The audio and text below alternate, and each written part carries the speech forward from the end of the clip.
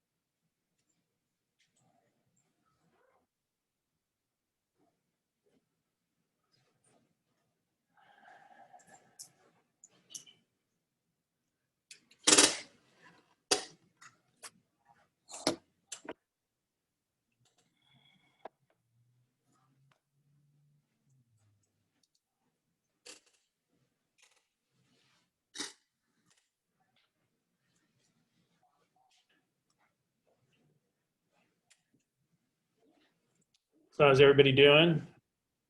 Yeah. I'm okay. What about yourself? I'm all right. This is the click everyone in who's on Zoom portion of the class.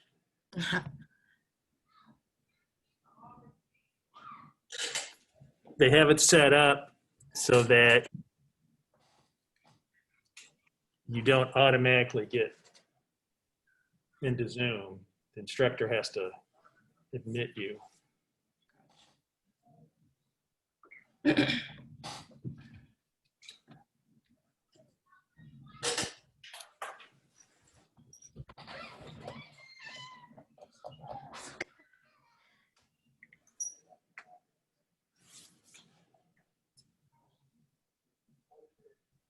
So how was your experience on Monday being Zoom?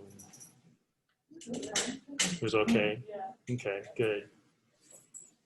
So far when I've asked that question, it's been okay. People could hear all right and see all right and stuff like that. So that's good.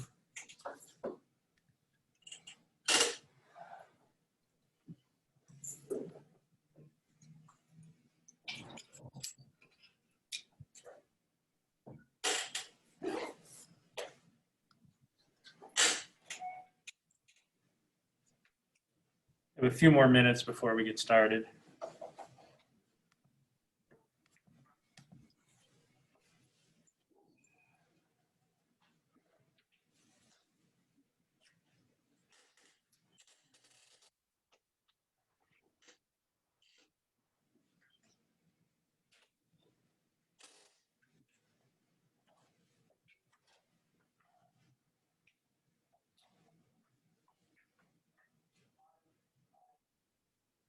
I have to tell you, you have the girder seat. Yeah. So if this is in your way, you can move. I know on Monday, the person who was sitting here, full time, they were going like this. So We'll see how it works out. yeah, if you want to move, that's fine. Okay.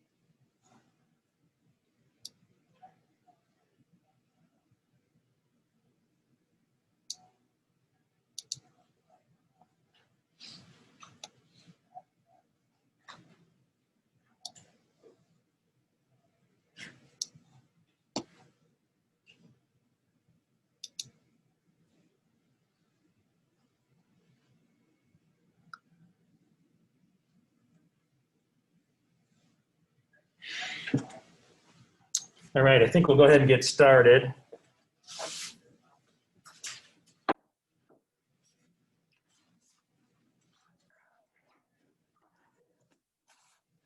So we're going to start off like we did on Monday, take and roll. First week of classes, we take roll and to make sure people are showing up. If not, then you get dropped from the course. So please speak up if I call your name. And I'll do the people who are totally remote first. So Jessica Brook. Here.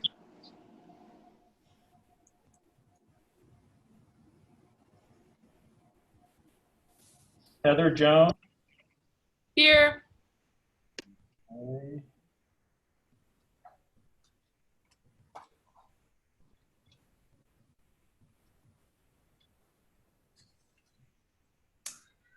Bilal Muhammad. Here. Cody Neal.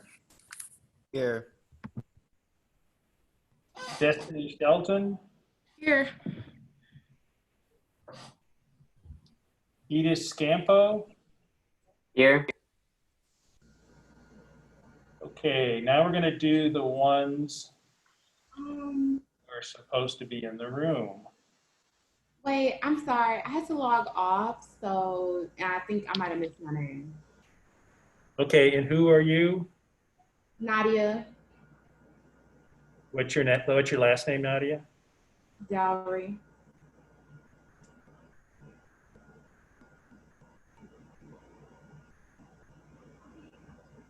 Yeah, okay, I got you. I haven't called you yet, but I got you now.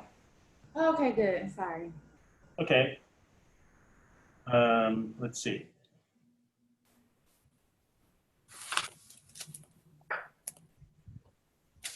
So the people in the room, do we have Olani Akinyemi? Yeah, it's full on. What are they? Ola? Okay, sorry about that. I keep getting it wrong. But just correct me. I might learn at some point, but with Bola, I can, that's, Yeah. there's hope for me on that one. So, okay. Bethany Lancaster. Marissa Lanzati.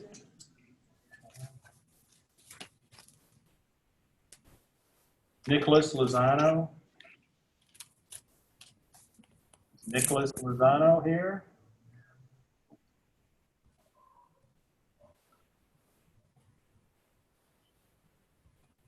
Cheryl Moore. Cheryl. Cody Neal.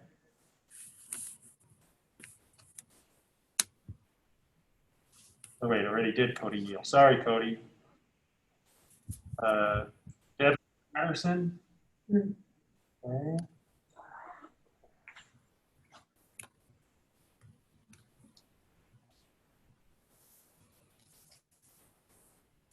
Nathan Rivera. Okay. Devin Schulstad. No Devin Schulstad. And Katrina Salswich. Okay. All right.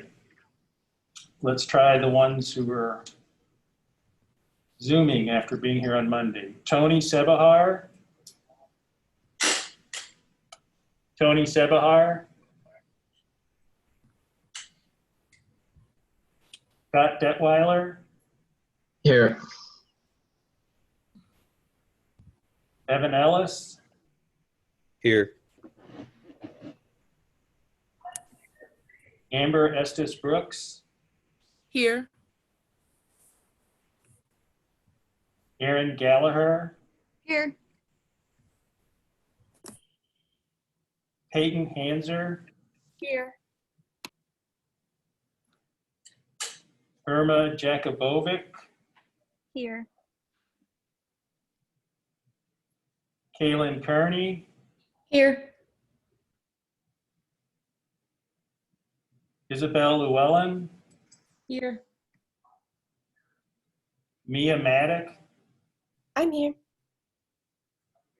Okay, I think that's everybody. Great, thank you.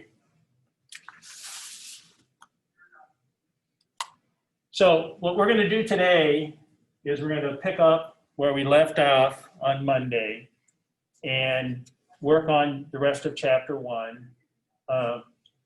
Once we get to the end of the class, we'll see how far we get, and that will determine if we have a quiz on Monday or Wednesday. We were scheduled to be on Monday, but we're probably running a little bit behind. So if we don't get through all the material I want, we'll push it to Wednesday, okay? So we'll start here with the chromatography slide. Does anyone remember why we stopped on this slide? Because it's my favorite. I love it. Yes, yes. So that's a very important thing. If you don't learn anything else in this class, learn that I love chromatography. Okay, that's the key thing. So in my industrial career, when I worked in my PhD, I did chromatography, a lot of chromatography. So here is an example of a real basic type of chromatographic method. And if we recall, when we were talking about chromatography, or about to talk about it, we were in a section of the class where we were talking about ways to separate things. Remember, we talked about filtration as a real easy way to separate solids from liquids. And we had the spaghetti example. Well, chromatography is a way to separate different components, different analytes in a sample. And in general, the way it works is you have the stationary phase, which is usually some type of solid material which has some chemical property. And then you have a mobile phase, and that the mobile phase, just as you would think, is flowing through that stationary phase. And then the analytes that are in there have some affinity for that stationary phase versus an affinity towards the mobile phase. And by varying the composition of the mobile phase or the stationary phase, you can selectively pull out different components. And so in this example, they have this glass tube, which is the column chromatography. They have some type of stationary phase in there. They put the mixture in the top. In this case, they're doing these dyes, this blue, red, green dyes. And as you see, as you add solvent through, that would be your mobile phase, you're getting a separation of the dye colors. So in this case, the green dye doesn't absorb onto the solid material very much, so it comes through first. The blue one absorbs more, so it takes a longer time to come out. And so that would be a way of separating those colors in this sample. And you could then find out, oh gosh, we have green, red, and blue instead of whatever color it all looked when it was together. So chromatography is a separation science that's used pretty routinely. Next semester, one of the classes I teach is something called instrumental analysis, and we talk about this and use this technique with instrumentation and things like that. So, any chemistry majors in here? The answer is not yet, okay? So if you stick around long enough, instrumentals, usually seniors or some juniors take it. It's one of the last courses you take here if you're a chem major. This is, you get to do chromatography, and we have some chromatographic instrumentation up in the labs and that. So this is just kind of whetting your appetite for what fun awaits you if you become a chem major. So it's pretty fun. Okay. That's my blatant self-promotion there for the day. Okay, let's talk about energy a little bit. Here are some definitions that you'll need to learn, and let's go through them. So energy is defined as the capacity to do work or transfer heat. So energy, do work, transfer heat. Work is the energy transferred when a force is exerted on an object and causes displacement of that object. And then finally, heat is the energy used to cause the temperature of an object to increase. Force is any push or pull on an object. So these two photos they have actually are pretty nice examples. So here, this woman about to kick the soccer ball, she's about to do work onto the ball. Because remember, we said work is the energy transferred to when you exert that force to cause a displacement. So you see her leg is kind of cocked back, getting ready to kick. When she hits that ball, what's going to happen? It's going to go flying into the air. It's going to be displaced. So that process of her getting the leg back, coming forward and kicking the ball, that would be an example of work. Below, we see some water on a burner starting to boil. We see the bubbles there. That's an example of using heat as energy to change that temperature. So both of those are things that you've probably seen. You know, you've probably seen someone play soccer. You've probably boiled water before. So those are some examples of energy and how work, heat, energy, all that are interrelated.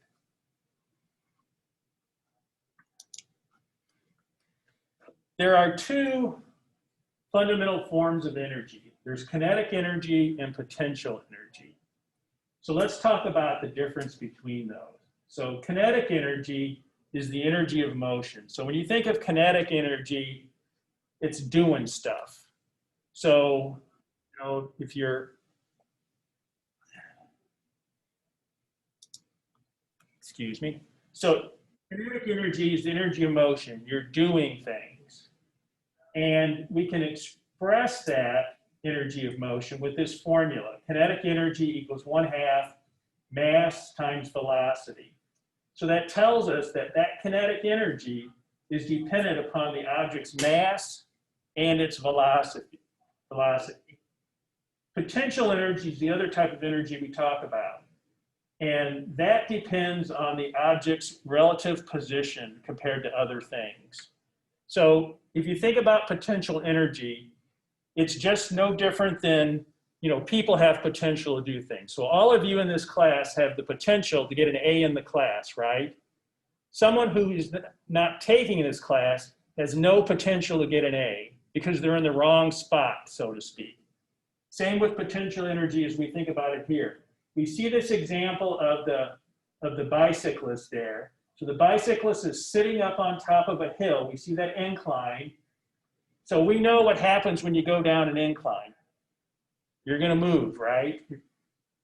That means because of where they're at the top of this hill, they have a high potential energy. But you see, they're not moving right now. They're just sitting there. So that's zero kinetic energy, because the kinetic energy would be if there was some motion, some action going on. The next picture shows the person going down the hill, and now we see as they're going, we're getting that energy of motion, that movement. And the magnitude of that is going to be related to the mass and the velocity, as we said in our formula.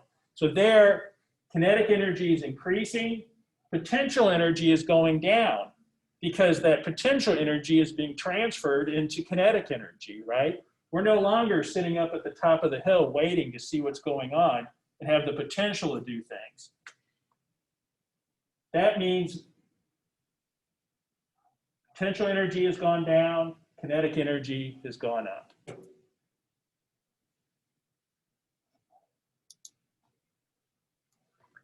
Let's talk about the potential energy a little bit more and kind of talk about it a little bit with respect to what we'll be concerned about in the chemistry type scale. So as I said, potential energy is stuff that's stored. And in chemistry, it arises from attractions and repulsions of things. We'll be concerned about atoms and molecules. And one form of potential energy that we often talk about in chemistry is electrostatic potential energy. And that's the interaction between charged particles. I think most people have heard of the phrase opposites attract. Well, that's especially true in chemistry. Opposite charges attract. So if you have something that's positively charged and something negatively charged, those will attract. So cations and anions will attract. If they're the like charges, you get a repulsion there. So they repel each other. So if you had two negatively charged molecules, you get some repulsion there. You have a positive and negative, you'll get some attraction. And so those types of interactions are the type that we'll be studying in this class. So electrostatic potential energy, opposites attract, like charges repel. Okay, that kind of closes out the first half of the chapter, and then we'll start in the second half in a moment. These are some homework problems I would like you to take a look at. You don't need to turn them in. I'm not going to collect them or grade them or anything. But the quizzes and tests will be based on homework problems, the lectures, things like that. This is all posted under the assignment section on Canvas. So just as the slides are all posted and things like that, this assignment is posted there. But I would suggest that you spend some time working through these. The answers for these problems are all in the back of the book, so you can check to see if you got it right or not. If for some reason you have a big question or something, you can contact me and I can try and help you. Any questions about this? Okay. Now, we're going to shift gears a little bit and talk about numbers and how that impacts us in chemistry, how we're going to use those. So a lot of times in chemistry, you're doing what I would call a qualitative assessment. You know, you mix two chemicals together and you see a color change, or you feel heat given off, or something like that. You're not assessing exactly the magnitude of what's going on. You're just making some observations, and that's fine. But the reality is people usually want some numbers associated with that so they can do measurements to know exactly how significant a reaction is or things like that. And so when we do that, we talk about we're doing a quantitative measurement. So when we talk about numbers in chemistry and in science, there's a few things we're concerned about. We're concerned about the units of measurement. So think of it this way. If you weigh something out on an analytical balance, you get a grams value. So you want to know that unit. In that case, it'd be grams.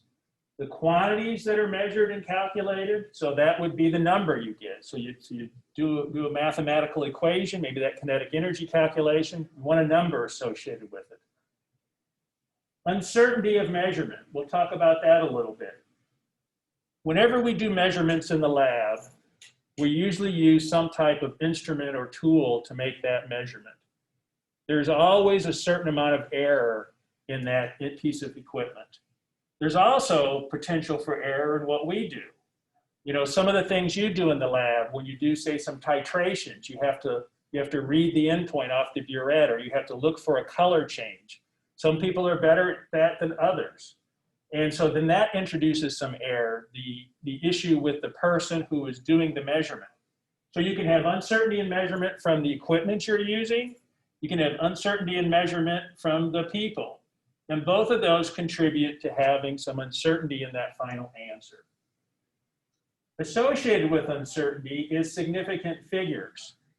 Does anyone remember significant figures maybe from a past class or something? Yeah, what does that mean to you?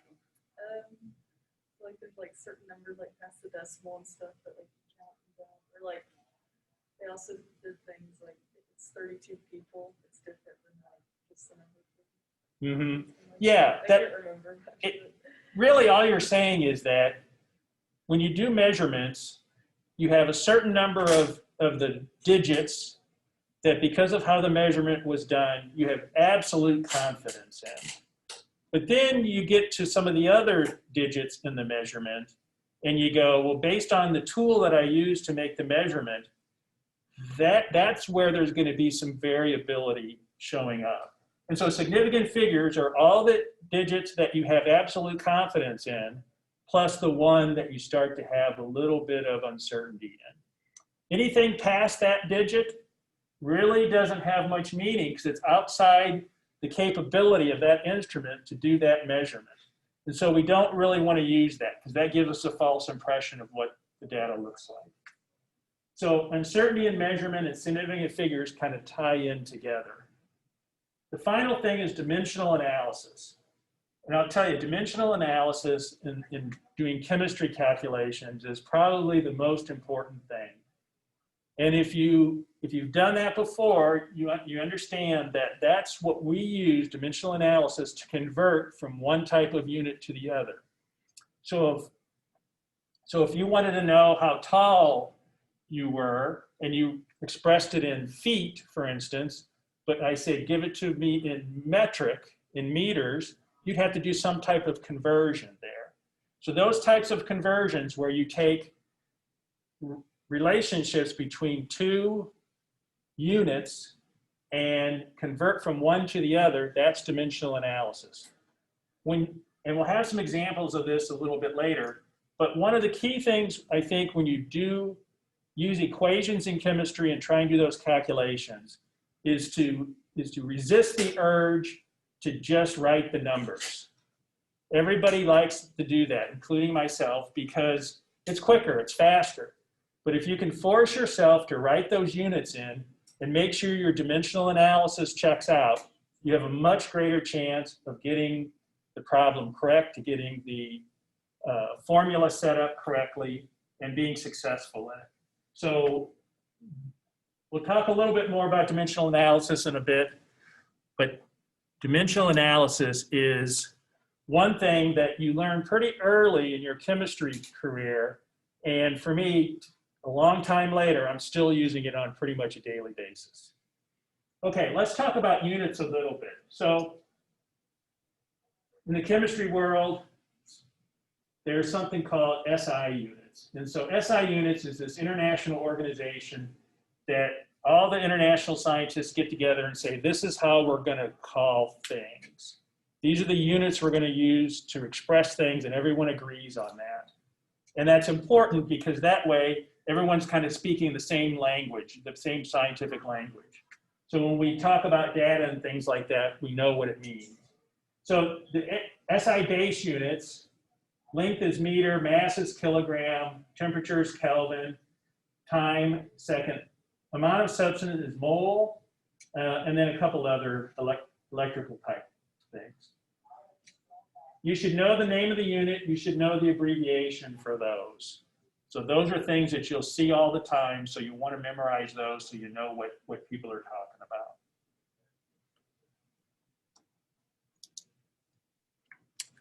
about.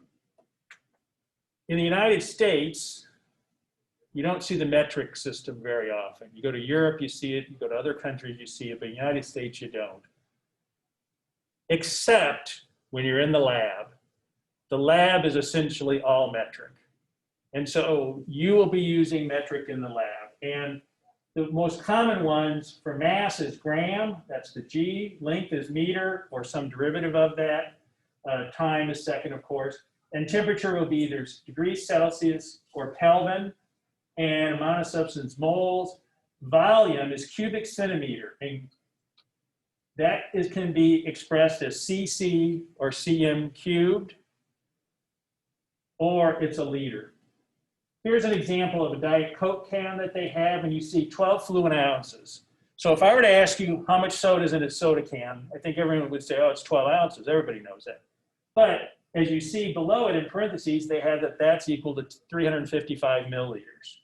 So if you're in the store shopping and you want to buy a soda and you get 12 ounces, that's great.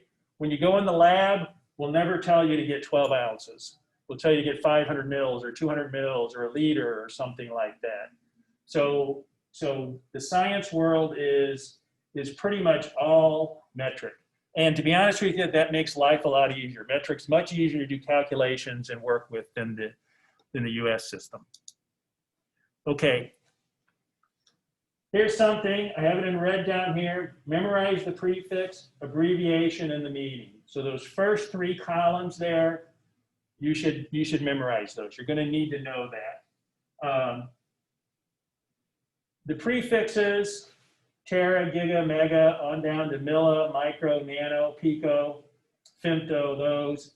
Then the abbreviation for each of those, and then the meaning. So we see like tera is 10 to the 12th. We see milli is 10 to the minus 3. Pico, 10 to the minus 12. So make sure you know those things. Those will be necessary. The ones that that you'll mostly see in the chemistry world, you'll see kilo, 10 to the 3rd. You'll see milli, you'll see micro, nano, pico, femto. Those are the ones you normally see in chemistry. Tera, giga, mega, where do you normally see those? Any ideas? Your computers. That's right, in the computer. You'll hear someone say, I have a terabyte hard drive, and you go, oh my gosh, that's great. Gigabyte, things like that. So some of these are more used in different industries. Those larger ones tend to be more computer and stuff like that. The chemistry ones tend to be down in this low level stuff, because a lot of times people are looking for low levels of things when they do analyses. So the other thing I want to point out is down here at the very bottom, you see that it says the SI unit of energy is the joule, capital J. And 1 joule equals 1 kilogram meter squared per second squared. That's important because of that kinetic energy formula that we talked about before. That tells us that the units, because that's an energy calculation, so you're going to get joules, that tells us that the units, to get that joule value in that formula, have to be kilograms, mass, meters per second. Because remember, that formula was 1/2 times the mass. So this is telling us the mass has to be expressed in kilograms times the velocity squared. So that means the velocity is going to have to be expressed in meters per second. This goes back to the dimensional analysis thing I was talking about. So there's an example where we have a nice formula. It's not too complicated, and so we just need to plug a couple things in to get an energy calculation. But if we don't have the right units for the mass and for the velocity, we won't get the right answer. So having those units in there, doing our dimensional analysis will ensure that when we do that math, we'll be okay and get the right answer. So we'll have an example of that in a little bit. Okay, just to highlight the ones that probably are the most common that you see. Giga, mega, like I said, that tends to be a little more computerish. Kilo, that's used all the time. Deci, centa, milli, micro, nano. The symbols, and then the multipliers. 10 to the plus 9 down to 10 to the minus 9. So of the ones on the previous slide, these are the ones I would focus on to make sure you know those. Let's talk about mass and length. So those are things that we often measure. Mass in particular is a biggie because we work in grams a lot of times. Mass is simply how much stuff do you have? What's the amount of material in an object? And SI units are kilogram is the base unit. The metric system is gram. To be honest, you tend to work in the lab more in a gram scale because kilos are pretty big. That's more of a production type scale thing. I do want to note that there's a good chance I'll say weight instead of mass. That will happen, I guarantee you. That is technically incorrect. Mass doesn't change. Weight is dependent upon gravity. And the best way to think of that is the astronauts. When you ever see when they show like them in the space station or something like that, they're floating around or the pencil's floating in the air or something like that. Well, the mass of that astronaut probably hasn't really changed versus when they were on Earth. But on Earth, they're not floating around, and that's because of the gravity. So weight values vary based on gravity. Because mass is mass. It isn't gravity dependent. We should always say mass when we talk about how much stuff, how much material is in an object. But that said, like I said, I'm sure I'll slip up and say weight sometimes. Length, of course, is just the measure of distance, and typically that's meters or centimeters or something like that, millimeters. Let's talk about volume for a little bit. So volume's not one of those base units. It's what's called a derived unit, and it's derived by the size of a cube. So you multiply it by the base units. The most common ones are liter and milliliter for us. A liter is a cubic deciliter, and a milliliter is a cubic centimeter. The milliliter, most of the time in chemistry you say mils. Sometimes people will say centimeters cubed, like you see on the bottom there. A lot of medical stuff will say cc. cc stands for cubic centimeter. All of those things are synonymous for milliliters, measuring the same thing. I don't really know why the medical community uses cc and things like that, and the chemists use ml, but that's what you need to have that. Okay. So milliliter, cc, cm cubed, all the same thing. So when we talk about volume, what are some ways we measure volume? And you'll be doing this in the lab. So let's go over some examples of that. The first item is a graduated cylinder. How many people have used a graduated cylinder before? Okay, all of you, great. So then you know that the graduated cylinder, long, narrow tube, some markings on it, and based on that, you can measure out 10 mils, 50 mils, 20 mils, kind of depends on how big the cylinder is. But it's a variable measurement. You can measure out different amounts. Syringe is the same way. Usually a smaller volume, but you can draw it up and get different amounts of liquid. And then finally, a burette.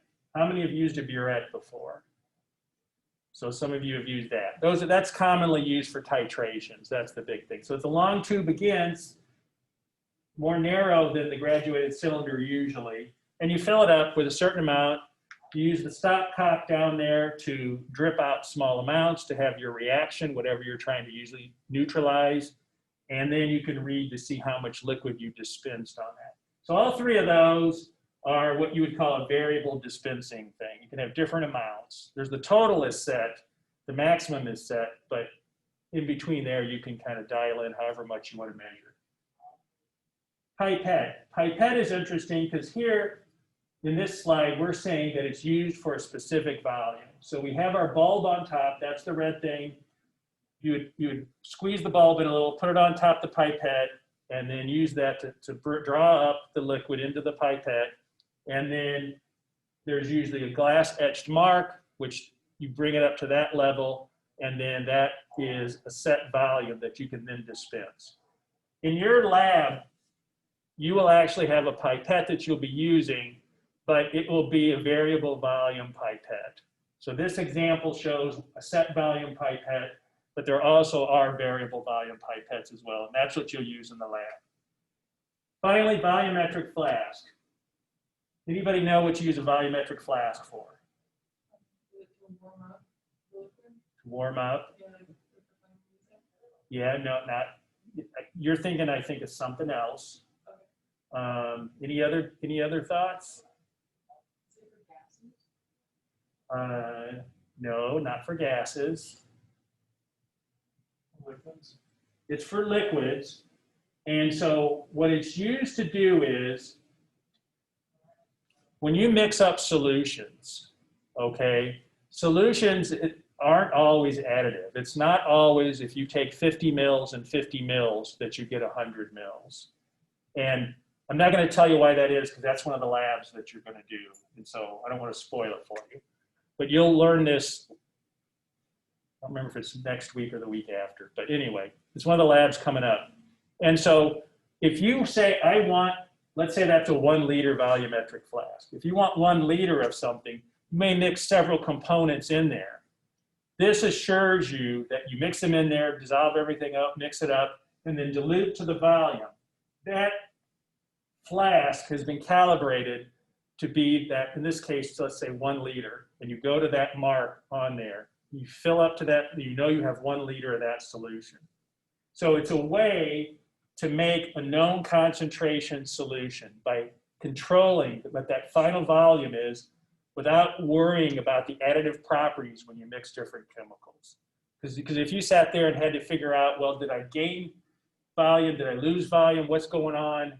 That would just be a pain in the neck. So this takes that out of it. So this is really useful when you're mixing stuff together and want to get to that known concentration. So in this case, usually you'll express something in a volumetric flask as, say, a molar solution, or if you remember that at all, moles per liter. And remember, moles is linked back to how many grams of stuff you put in. So you'll be using volumetric flasks somewhat in the lab as well. Let's talk about temperature for a little bit. Temperature is, I think we all know what that is. It's just how hot or how cold is something. And there's different ways, different temperature scales that are used. And on the bottom here, we see 3 of them. We see the Kelvin scale, Celsius scale, and the Fahrenheit scale. So Fahrenheit scale, that's the scale we see when we watch the weather at night. So it's going to be 92 degrees today or something like that. That's Fahrenheit. They rarely say Fahrenheit, but that's what they mean. We will not use Fahrenheit in the lab. It's either going to be Celsius or Kelvin. Kelvin is used in certain energy calculations and things like that. We'll get to that later in the semester. If you're taking temperature measurements in the lab, it'll most likely be in Celsius. The nice thing about Celsius, 0 degrees it freezes, 100 degrees it boils. Real easy to remember that freezing point and that boiling point. Whereas I always think of with Fahrenheit, 32 is freezing, 212 is boiling. A little harder, at least for me, to remember what those temperatures are. Kelvin is simply degrees Celsius plus 273. So similar scale in terms of 100 degrees from freezing point to boiling point, but because you add that 273, it's a little different. So the other thing I want to point out, the heat flows spontaneously from hot to cold. So if something's hot, you think about it, it wants to cool off, right? You boil some water, you let it sit there, what happens? It'll slowly go down to room temperature.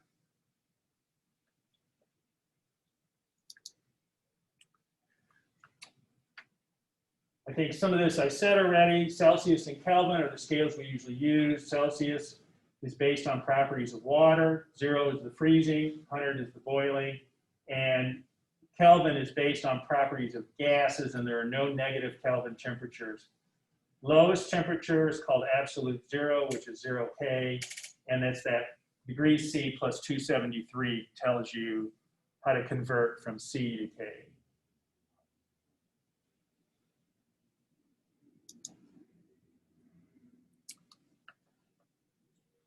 We don't use Fahrenheit in the chemistry world very often. If you did want to convert, here's the equations to convert from Fahrenheit to Celsius and vice versa. So 9/5 times the degrees C value plus 32 will convert over to Fahrenheit.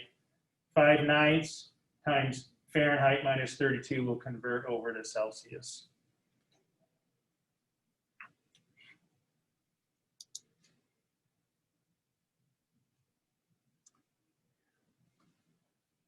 So if we say ethylene glycol, and that's one of the ingredients in antifreeze, freezes at minus 11.5 C, what's the freezing point in K and F? So what's the freezing point in K? How would we find that out? Yeah, we would simply add 273. So we do that. So it'd be minus 11.5 plus 273, and then we get that answer. And then for the other one, we would use just that conversion formula we talked about with the 9/5 times C plus 32, and we get that. I wouldn't worry too much about the F to C or C to F conversions. We won't do that very often. The Kelvin one you should know. You should know 273 plus degrees C is convert from Celsius to Kelvin. Let's talk energy a little bit. We mentioned earlier that joules, that's the capital J, is our unit of energy that we'll often use. And just as some other things, it's what they call a derived unit. So it comes from a calculation. So we have kinetic energy equals 1/2 times the mass times the volume squared. That's the formula we talked about when we had the woman on the bicycle and the hill and all that. So if we have an object that's 2 kilograms, that moves at 1 meters per squared, it'll possess 1 joule of kinetic energy. We get that from that formula. So 1/2 times 2 times 1 squared gives us that 1 kilogram meter squared second squared. When we talk about energy, we usually don't talk about joules because there's a lot of it. Usually it's kilojoules. So we had talked about some of those prefixes before. If it's a small k prefix, what does that mean? Does anyone remember? If it's kilojoule or kilogram or something like that, does anyone remember what the k is? 10 to the power of 3rd? Yes, 10 to the third, it's 1,000. So kilojoule means 1,000 joules. So if we wanted to express it in scientific notation instead of kilojoules, it would be the joules times 10 to the third. But kilojoules is a common thing. So once again, this is why I was saying before, you want to memorize some of those tables which say the prefixes mean this, just so that you understand that the kilo means 1,000. Historically, a calorie was used instead of a joule, and 1 calorie equals 4.184 joules. So calorie you've all heard of. We talk about that with food and energy and things like that on a human basis. You say this food, I ate 2,000 calories today, or I had a candy bar that had 500 calories or something like that. So whether you're trying to gain weight, lose weight, maintain weight, doesn't matter. People will talk about calories. It is technically not the same calorie when we talk about food calories, because the food calorie, while it is a calorie, it's technically a kilocalorie. So they don't say kilocalorie, they just make the C capital to indicate that it's a nutritional calorie. But it's the same calculation type stuff, okay? So you do the same thermal type calculations to find calories. It's just, you got to express it as a kilocalorie, but we don't say kilocalorie, we say capital C calorie. If you're like me, it's very confusing when I hear all this, but just remember 1 nutritional calorie, and that's calorie with a capital C, equals 1 cal with a capital C, which equals 1,000 cal with a small c. So the nutritional, so if something says it's 100 calories, it's really 100 kilocalories, or 100 times 10 to the third in our scientific calories. Okay, so anyway. Personally, like I said, I find that confusing. So let's talk a little bit about an example of where we're going to do an energy calculation, but we're also going to think about dimensional analysis. And remember, we said dimensional analysis is our ability to use conversion factors to get the things we're working with in the right units for whatever equation that we're using so that we get the right answer. So we want to find kinetic energy. Does anyone remember what our kinetic energy formula was?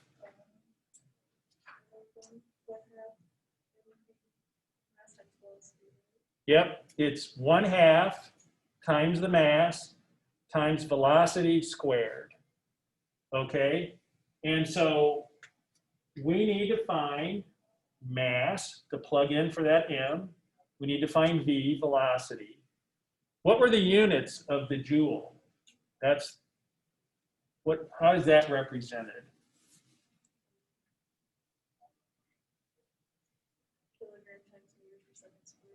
Yeah, kilograms, meters squared, seconds squared.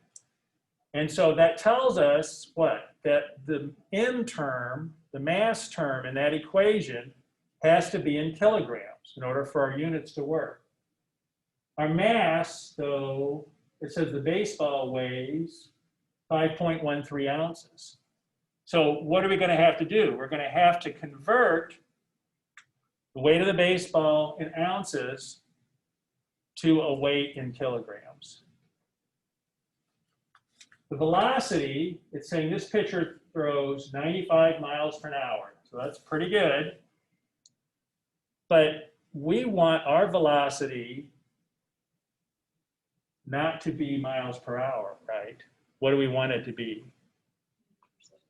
Meters per second. So we're going to have to convert 95 miles per hour to meters per second. So let's look at how we're going to do that. Okay, there's our formula, as we said, 1/2 mass times volume squared. That joule unit, kilogram, meter squared, second.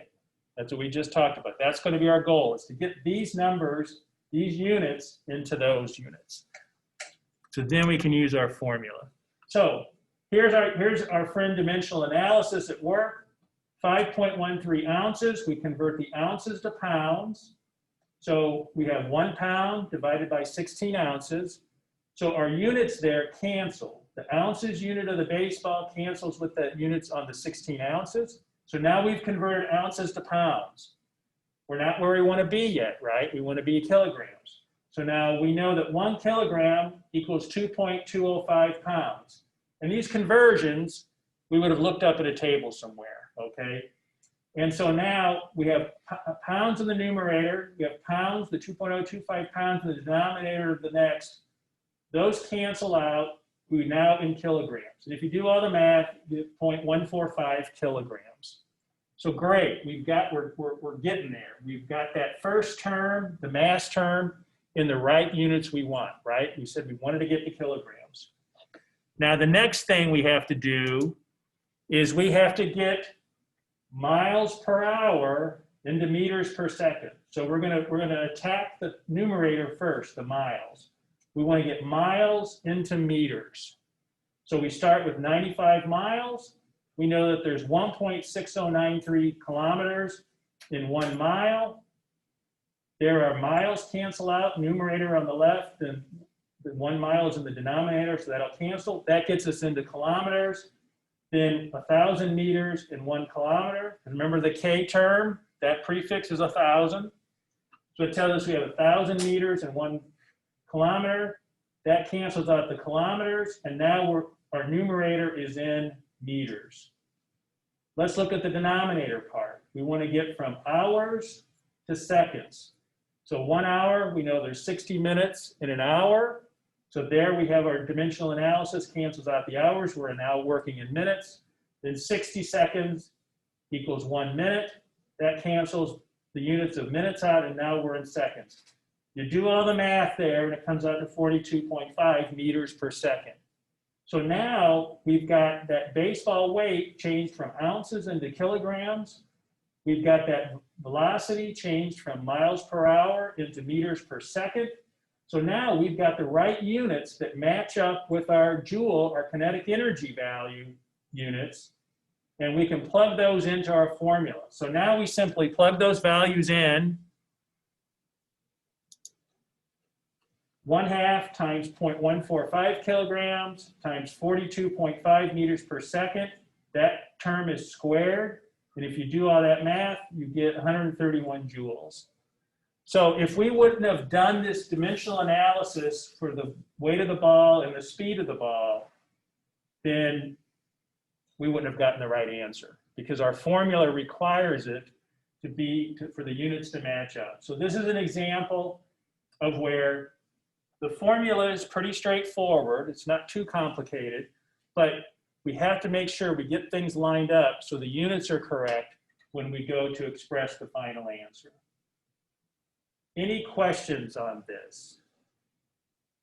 So you said for the conversions that there would be like a table or something. Would you like give us those conversions on a test if we had this question? So on this question here, for instance, I would have told you that 1 kilogram equals 2.2 pounds. I would have told you stuff like that. Okay. Okay. Yeah. So I wouldn't expect you to know that. I would expect you to know that 1,000 meters equals 1 kilometer, 1 kilometer. Okay? Because those conversions, like the 1,000 meter to 1 kilometer, that just goes into understanding those prefixes. So that's something I would expect you to know. Knowing how many pounds are in a kilogram or things like that, I wouldn't expect you to know. Does that make sense? Yeah, thank you. Okay. The other thing to remember is, because of the nature of how the course is being taught this semester, it is open book. So if you felt there was something that, like for instance, I probably wouldn't tell you there's 60 minutes in an hour. I think most people would know that. But if for some reason you panic or something, you don't know that, you could always Google how many minutes in an hour. But ones like kilograms and pounds and that, I think most people don't know that off the top of their head. I know I don't. Let's talk about density. So density is a physical property of a substance. And it's defined as the ratio of mass per volume. So if you have a certain volume of something, how much does it weigh? So the denser it is, the more it weighs. So if you had 500 mils of 2 liquids, ones that are denser would be the one that 500 mils would weigh more. Let me ask you this question.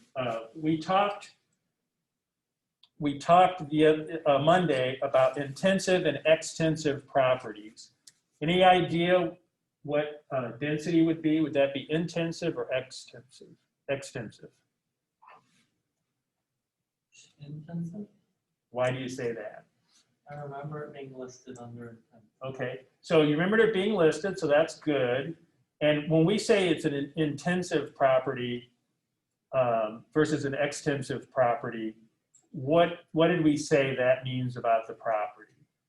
It means like it's inherent to like what it is, like elements typically go at this density instead of like I have this amount of it. Right, exactly right. We said it's independent of how much stuff you had. And we said the I's, intensive, independent. And so density is just that. If I had a solution, so here they're saying the density of water is 1 gram per mil.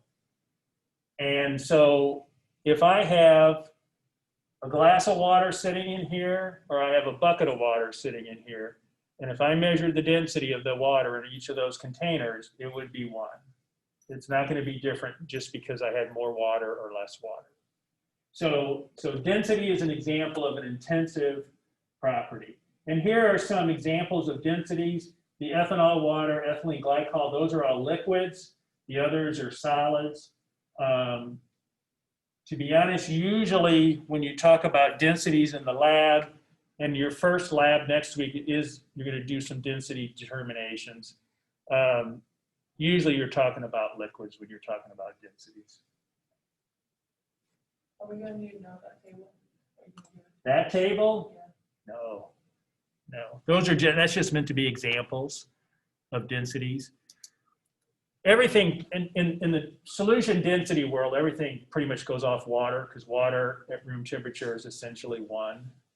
And so people always are comparing stuff to water density, more dense, less dense, things like that. But, okay, here's a question for you. So you had a bottle of clear liquid and the label fell off, and you think it's benzene. Well, first of all, if you think it's benzene, you should be concerned, because benzene is a fairly dangerous chemical and you rarely find it in labs anymore. So you probably want to identify that to make sure you don't have a big problem. But if someone told you had 25 mils and it weighed 21.95 grams, how would you calculate the density?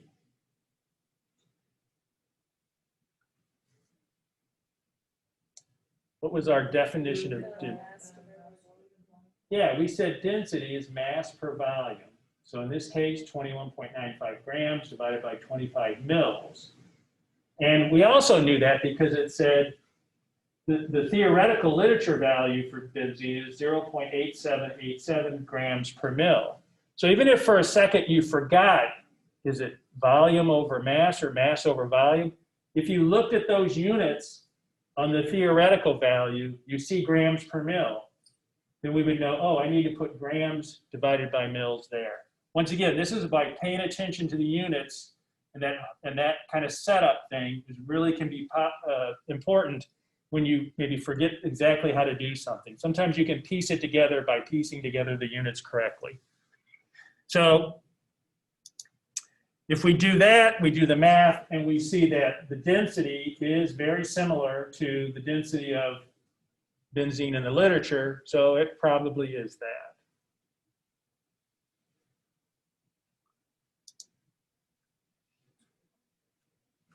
Okay, let's talk about a little bit about the numbers that we'll be seeing and using. So there's a phrase for certain numbers that they're called exact numbers. And so if you say I have a dozen eggs, we know that's 12. There's no error bar on that 12. It's like an accepted value that everyone says. But in the chemistry world, usually we have what are called inexact or measured numbers. And those numbers depend on how we did the measurement. And that gets down to the equipment we use to do the measurement, our ability to use the equipment, things like that. Every instrument has an error in it. No measurement that you get is perfect. And so you'll have these equipment errors. With some equipment, it really depends. The user has to have some skill to make a reading. And in those cases, then you're going to have some error associated with the person. So later this semester, you're going to do some titrations. So you'll use that burette that we talked about earlier to put just dispense your titrant. And that burette has some error associated with it. That it's known when it was made, there's some error. That would be the instrument error in that case.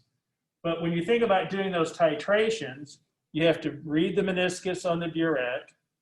Some people are better at that than others. You have to look for a color change when you're doing the titration. Some people do that better than others. So that error from reading the burette and looking at the color change in the titration, that would be more error associated with the analyst. You'd have error from the burette, just how that was made, and then you'd have error from the person who's doing the experiment. So we have different sources of error, and so this is why, as we were talking before about significant figures and things like that, we want to be aware of what those errors are so that we can understand just exactly how good our value is.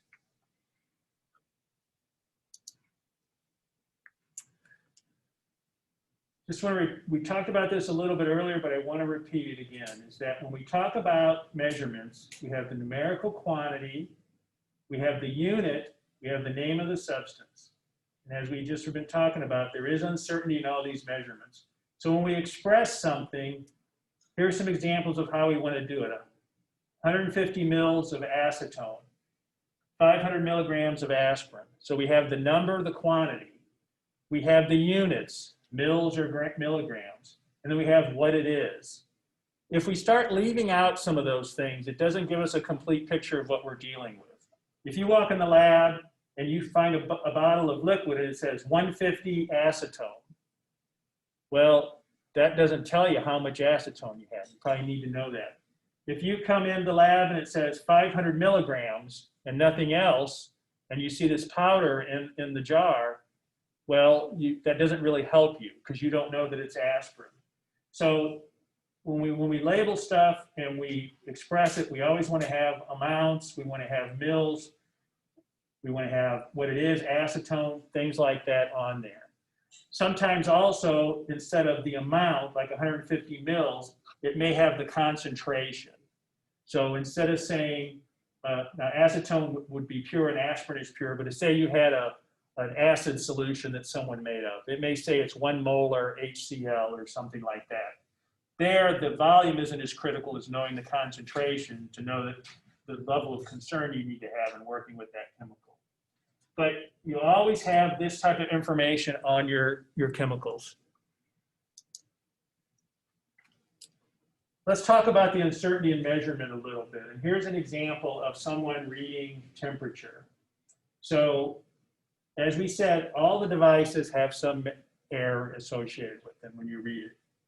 Here in this thermometer, we're seeing that there aren't any graduations between 25 and 30 degrees.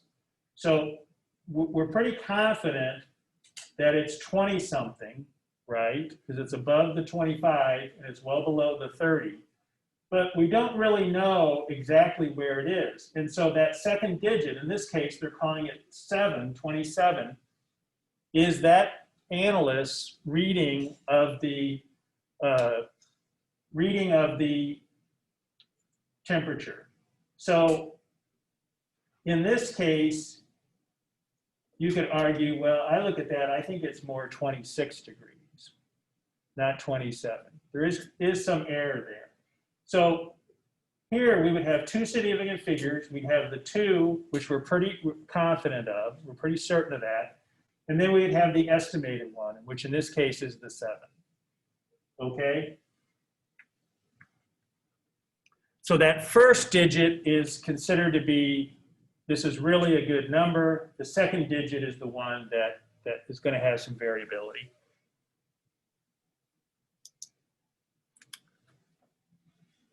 Here's an example that shows that the quality of your measurement can be directly linked to the type of device you're using to do a measurement. In this case, they're measuring the quarter. It's the same quarter, but yet on the top measurement, they say it's 2.33 centimeters and the bottom 2.3 centimeters. What's the difference in the two measurements and what was used for the measurement? What's the big difference here? What do you notice difference between the two rulers? They're both centimeters. The top ruler, though, yes, the top one has millimeter graduations on it. So there's 10 graduations in between the centimeters. So what that allows the person to do is to see that it's 2.3, they're pretty confident of that, and then it's a little bit over, and then they're estimating that other 3. The bottom ruler, they're saying 2.3, but they definitely can't go beyond that. And even the 3, they're not totally certain of. You know, they have a pretty good idea that it's around 3, but they don't know that because there's no markings on that bottom ruler. So if you were going to do this measurement, which of those measurements do you think is the better measurement in terms of accuracy? The top one, right, because we're certain that it's 2.3. The second 3, a little bit of question, but we know it's 2.3. The bottom one, we know it's 2. That's all we can say for certain. It's around 3.3 based on using that ruler. But if we had a choice and we were doing this measurement, we'd prefer that top one because it's going to be a better measurement. Excuse me, I have a question. Okay, so like for example, on the test, you the 2.33, you would rather see that even if that second number wasn't exactly correct, right? Right, because this goes back to talking about, you know, significant figures. And so in this case, based on the ruler that we were using, the device we're using, we know we can see 2, and because of all those millimeter markings in between the 2 and the 3, we can see that it goes to 3 on there. So we're certain of those 2. Then you always have the 2 you're certain on, and then the 1 that you have a pretty good idea about, but you're not exact. You're kind of making your best guess. And that's where, when we talked about sources of error, there's error from the instrument, but then that would come into some error associated with the person, in this case, reading the ruler. Okay. Okay? All right.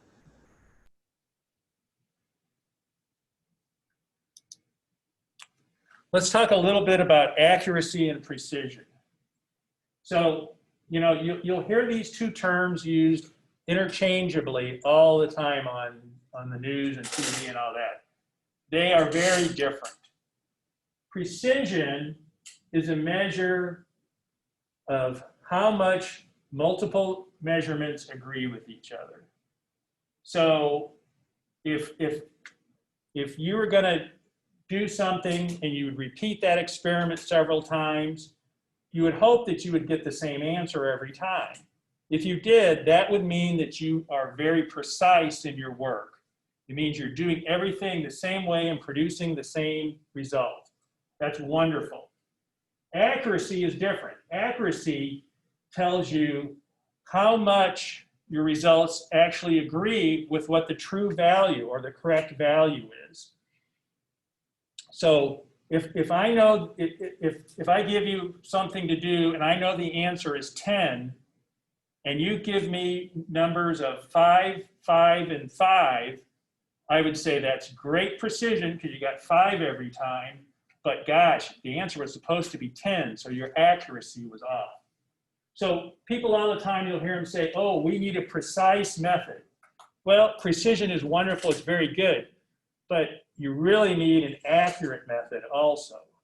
And so if we look at this dartboard analogy, which is, I've seen this forever, it's really very good because the top dartboard where you see the three darts all on the bullseye, that tells me, okay, I'm trying to hit the bullseye. It's very accurate, whoever threw those darts. Since they're all right next to each other, that also tells me they're very precise. That's great too. You really want, if you're doing a measurement, you want it to be precise, which means it's very repeatable. And then it's also accurate, which tells you you get the right answer. The next one is an example of where those those darts are all next to each other. So whoever threw them was very precise, but they missed the target. They missed the bullseye in the middle. So they had very good precision and their accuracy wasn't very good. And then the final one, that's poor accuracy and poor precision. They not only didn't hit the target, the bullseye target, but they're kind of spread out.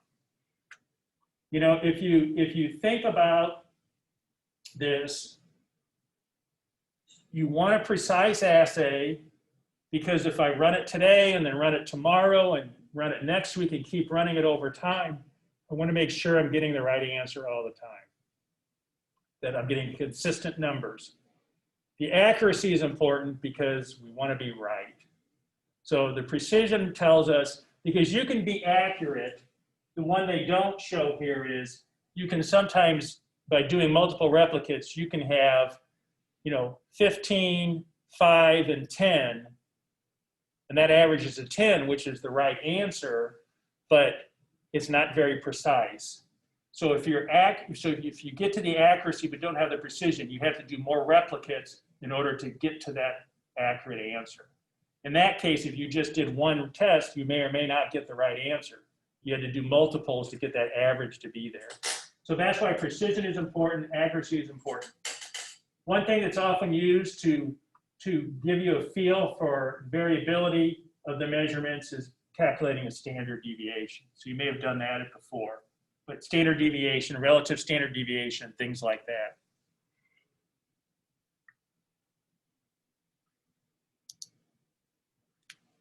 Okay, let's talk about scientific notation a little bit. So if you think back to the table that we had that had the prefixes, some of them were like 10 to the plus 9, some were 10 to the minus 9, and things in between. Well, in those cases, it gets kind of tedious to write all those big numbers out. So that's where scientific notation comes in. So you have two parts. You have the decimal part, then you have the exponential part. And we'll show some examples here in a moment. The key takeaway is you're going to be using calculators for the quizzes and tests. You're going to need to do that. Please make sure that you understand how to do scientific notation on your calculator. A lot of the calculators, they're a little different than, and so, just because you know how to use one, you may not know how to use another. So just make sure that whichever one you're using, you know how to use that, which keys to press, and how to do that. We'll do a little of that on the lab next week, so you get some practice. Once again, just on scientific notation, to remind you, 10 to the third is 1,000, 10 squared is 100. The one I want to just point out, 10 to the 0 is 1. Sometimes people forget that one. And 10 to the first is 10. And then the negative ones, 0.1, 0.01, etc.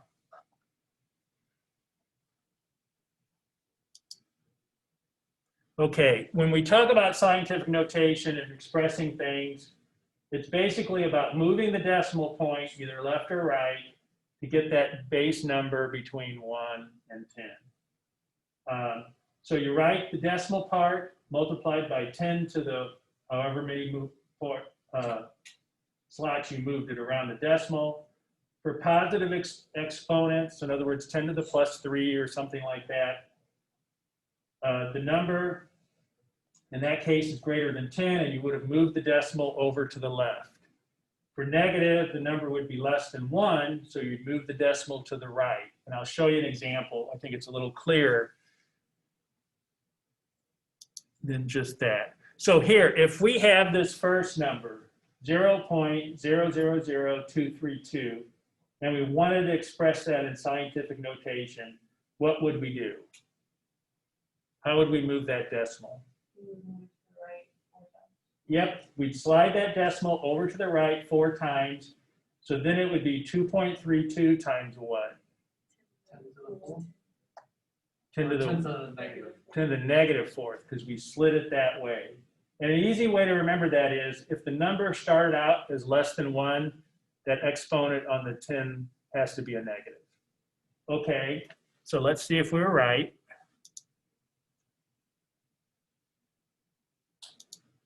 Yep. We see them sliding the number over, the decimal over to behind the 2, slid over 4 places, as you guys said, and 10 to the minus 4. How about 4,531? If we wanted to express that in scientific notation, what would we do there? Yep, we'd slide it over to the left, 3 spots, and then what would be our number? Yep, 4.531 times 10 to the third. There's the sliding over, and then there's our final number. So this is all you're doing. And so you can see it's a little bit easier to write 2.32 times 10 to the minus 4th than trying to get all those zeros straight on that other one. And so this is why you'll start to use scientific notation on some of this stuff, just because it's a little easier to express. The other thing scientific notation does is when you have these big long string of numbers, all those numbers are rarely significant. And so scientific notation allows you to just focus on the significant digits. So you think about a lot of times your calculator will give you a whole bunch of digits in that. And so the scientific notation allows you to get rid of those digits that aren't significant because of this measurement.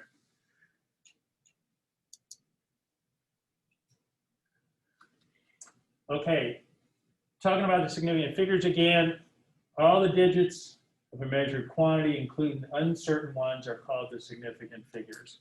So if we were weighing something on a balance in the lab, and say we were using one of the top loading balances and got 23.325 grams, the 23 and then the next 2 digits past the decimal, we're pretty certain of those. It's that last digit. So that's where that last digit would be the uncertain one, but it's still considered significant because it's not a crazy number. You get beyond that, we don't have any evidence of what that is.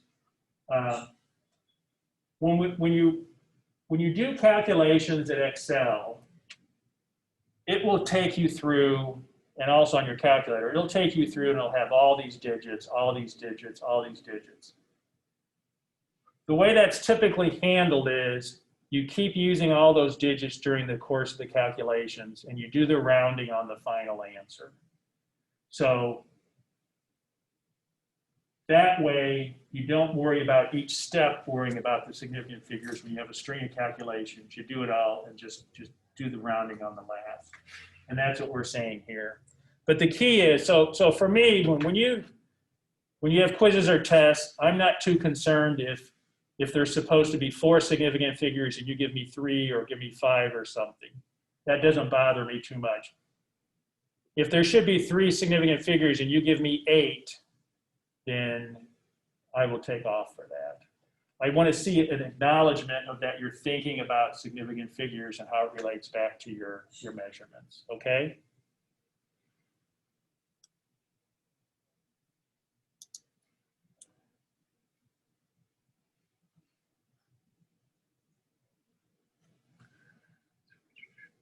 Okay, I think we're going to stop here for today. This will give you guys a chance to wipe down your desks. And do we have any questions on the Zoom group? I have a question, but I can ask after. Okay. Let you know I did have a question. Okay. So just to let everyone know, since we did not finish the chapter, we will not have the quiz on Monday. It'll be on Wednesday, okay? The other thing I wanted to just let you know is I am posting the lectures on a YouTube channel. So if you want to go back and check something, you can do that. That information I'm putting out on the Canvas under the announcements thing, so you can see that. So if no one has anything else, that'll be it for today. Once again, no quiz on Monday. The quiz will be on Wednesday. Thank you. Thank you. Okay, so we do have lab today, correct? Yes, we do. Okay, good. And also, okay, so I just recently was able to get the book. Is there any way that I could get the homework for this week? The book is supposed to be here next week, but I couldn't get it until this week due to some other things. There's someone you know who has the book that you can take a photocopy of? I don't really know anyone in the class, but I can definitely ask. Are If you give me your number, I can give you it. Okay. If you like put your number in the chat, I can give it to you. Okay, thank you. How do I, okay, yeah, chat. Can I get it? So you just need like the homework? Yeah, that's, Yeah, I'll send it to you if you give me your number. okay, I think I just posted it. Did you see it? Yeah, I see it. Can you send it to my email, please? Yay, yes, I totally agree. Who said that? Let's make a group chat. Yay. I'll add the number. Wait, whose number from Mia? Okay. Is it Mia or Maya? Oh, it's Mia. Okay, good. I just wanted to make sure so I didn't get it wrong. Okay. Yes, I totally agree with that. 3, 6, 3, 2. Wait, 2.